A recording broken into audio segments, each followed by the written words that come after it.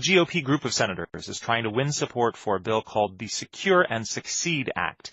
It closely follows President Trump's 4 pillars of immigration. Earlier, I spoke with Republican Senator David Perdue of Georgia, who's a sponsor of that bill, and I asked him why he thinks it will prevail.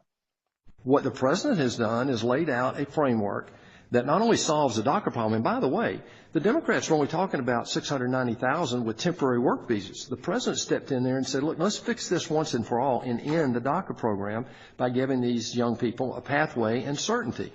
And the second thing, though, is he said we do not want to be back here in 4 or 5 years doing the same thing with another generation of people who were brought in illegally. So let's do this. Let's secure our borders. It's a national security issue as well as an immigration issue.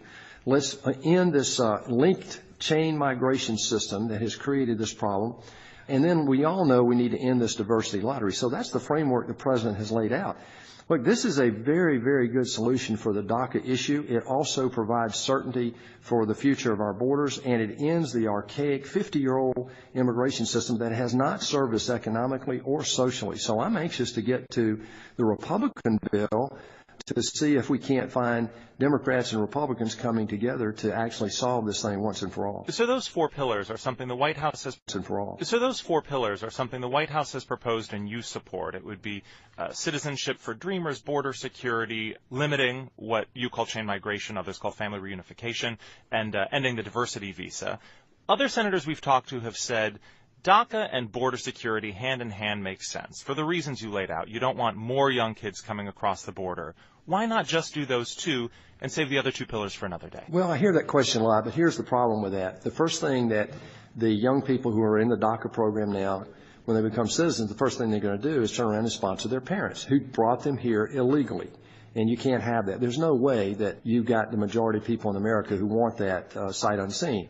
You're part of a Republican working group on this issue, and I wonder whether you think the principles that you've laid out can get 60 votes in the Senate. And if so, what's your strategy for getting to 60? You know, I'm not a political insider here. I'm new to the process, an outsider, but I'm a business guy, and I've done deals before. And you know, Ari, deals that get done, and I've been a part of some big ones, have to be symmetric. This deal is symmetric when you look at the DACA solution versus the ending of the things that have caused it. It becomes a very balanced proposition. And frankly, every single facet of the bill that's before the Senate today, Democrats and Republicans have agreed to each of these at different points in the past. So I think this is a point in time, if we can put partisan politics aside, I think we've got a proposition here that should get done, and I think at the end of the day, will get done. You talk about putting partisan politics aside. Have you had conversations with Democrats who say they will support this? Well, parts of it, absolutely. And if you go back and look at what various Democrats have said through time, you can find that they voice support for each of these. While some Democrats say your proposal goes too far to restrict legal immigration, you also have critics on the right. They're conservative talk radio hosts and columnists saying that to grant nearly 2 million Dreamers citizenship, even if the White House supports this plan, amounts to amnesty. So how do you respond to them? Well, it probably means you're pretty close to a good deal. If you got the extreme right's unhappy and the extreme left's unhappy, that probably means you're pretty close to a deal that ought to get done.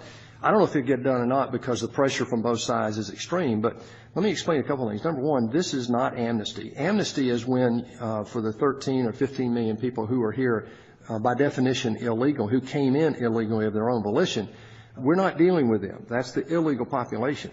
Nor are we dealing with the second category, and that's the temporary work visas, and we're just dealing with the legal immigration side. And what we want to do is move more to a worker-based immediate family, protect the immediate family, just like Canada and Australia have been doing for decades. So this is a more measured immigration system. It's not looking to reduce numbers. It's basically looking to bring a different mix of workers into America like we have done for over 2/3 of our history. It's only been in the last 50 years that we went to this country cap system, which is archaic. It doesn't meet the needs of our country today or our economy, much less the social needs of our country. Senator David Perdue, Republican of Georgia, thanks for joining us today. Thank you very much, Ari.